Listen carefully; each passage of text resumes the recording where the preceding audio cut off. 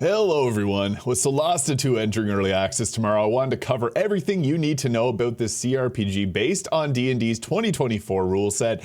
I also called this a BG3-like for those that wouldn't click this video otherwise, as this is the closest thing that we got to Baldur's Gate 3, and it's incredible. Now, I actually did play this on stream over a year ago when the demo dropped, and I had a lot of fun with it, and if you played the previous Solasta games, you'll know what you're in for. And if you don't know what you're getting yourself into, Tactical Adventures, the developers actually made this really nice overview of everything to come, which includes a full party creation with 4 different ancestries, with the 4 different ancestries being humans, elves, dwarves, and halflings, with plans to add more in the future. And the part that I know a lot of people are excited for is the classes, with 6 of them releasing at launch here with 13 different subclasses. And this does include multi-classing, but we'll get into the 13 different subclasses, and there's one returning from Solasta 1 for each of these, and all of them are very different. If you've played Baldur's Gate 3, you'll only recognize one of them. Now, only up to level 4 will be currently added to the game as of the early access launch, with plans to get up to level 10 at the official launch. They do plan to have the official launch in about a year's time.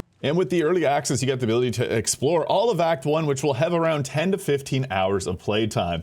Now, that is honestly quite solid for an early access, and my recommendations is not to burden yourself too much out on that. I've seen a lot of people that played Baldur's Gate 3 during the early access and put hundreds of hours into it, and then whenever the official launch came out, it doesn't really have that same magic. I'd recommend playing through the early access, but don't, no life it and put 100 hours into it. This will ensure that you do still have fun at the official launch, but there will be hidden bosses and bonus locations that'll be included here.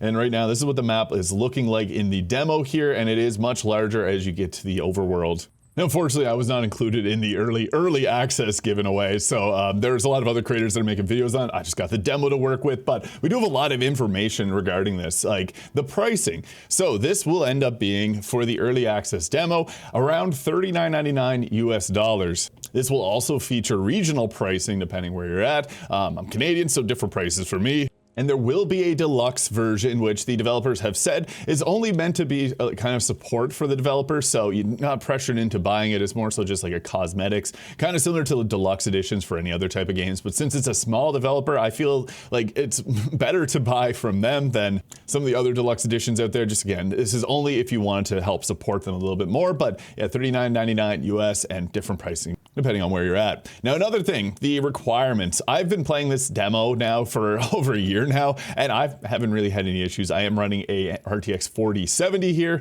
and haven't really found any real issues with the graphics. I found them to be quite fine. I turned down the motion blur, everything's cool, but their system requirements that they have listed as a minimum is an Intel Core i7 8th Gen or an AMD Ryzen 5, alongside a graphics card of at least a GTX 1070 or an AMD Radeon 5700. With the recommended being around a 2070 or the 16 gigabyte Radeon. Now, I also just want to talk about this here, the just like on tabletop. Now, that's why I mentioned this as a BG3-like, as it is really difficult to actually emulate a real tabletop experience in a video game, just the constraints and obviously not having a DM to throw the chaos into the mix. But there are random encounters in this game, both positive and negative. So you can expect some variation here in terms of your playthroughs, which I think is really nice. Something a little different than Baldur's Gate 3. Another amazing thing is full voice acting. Stone at sea. Fortune Which they have smiles. listed here. And I gotta say, it's actually really well done. So you get to choose, your different characters are gonna say their lines. You can see there which head is gonna be talking. What's with the kobolds and the dragon? They worship the dragon. That's all. Bring it offerings every year, nothing wrong with that. They never bothered me. The kobolds think you're somehow responsible for The breaking. fight with other Subclasses. That makes it... Now, I'm gonna be honest, don't come into this expecting Baldur's Gate 3. There is a large difference in the budgets between those two games, and obviously things like star power. However, we do have Devorah Wild and Ben Starr voice acting in this game, so don't worry, there is some very familiar faces if you played Expedition 33 or Baldur's Gate 3, or even Final Fantasy 16. And you can see Ben here going through the character creation menu. And there is a lot of different detail here to the characters. So you got a lot of customization options, which is kind of nice too, because this is different than how it was in other games similar to this, and much better than it was in the very first game. So yeah, you can get real creative with this. Yeah, you can get really creative. And also included the voice acting cast is Amelia Tyler, the voice acting narrator of Baldur's Gate 3, alongside Ellen Thomas, who is also in the Arcane TV show. But yeah, you can check out the Tactical Adventures YouTube channel for some of these awesome videos to get an idea of what it's going to look like. Now, what else is upcoming is new ancestries. So they do plan to add in more races to the game, or I guess the ancestries here. But the thing is, they are not looking to add in homebrewed ones. They're going to be going with the D&D ones first here, and then, you know, adding more in as they continue.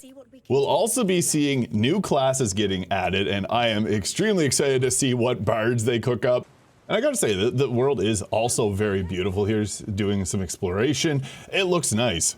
Also for loot goblins, there is lots of different stuff to explore, pick up, harvest, and even crafting, which is getting planned for future here. So you can see that is one of the things alongside a faction system, which I think is really interesting. Another thing that Baldur's Gate 3 does not have. And the next big priority is multiplayer. That's something that we'll be focusing on heavily on adding to the game as it goes through its early access development. And the new level cap, so we'll probably be seeing this jump up maybe to like level 6, level 8, and then eventually trying to end up on level 10.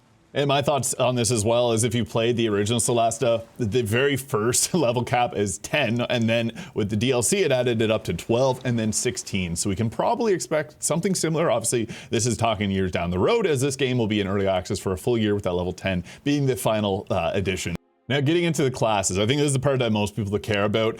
There are 6 different classes between the fighter, the wizard, the cleric, the sorcerer, the rogue, and the paladin. Now, I have a sorcerer here, and it features one subclass that came from the previous Solasta game, and then one that is new. And again, you're not going to recognize these if your knowledge of D&D is just related to like Baldur's Gate 3 and you haven't played the previous. But here's a mana painter sorcerer. This will be paired alongside the new Star Child. I love the sounds of that sorcerer. And we'll likely see more subclasses getting added as well, because in the original game of Solasta, there are 4 different subclasses each. So, and with the cleric having many more, obviously, like the others in Baldur's Gate 3. But yeah, Mana Painter and Star Child Sorcerer.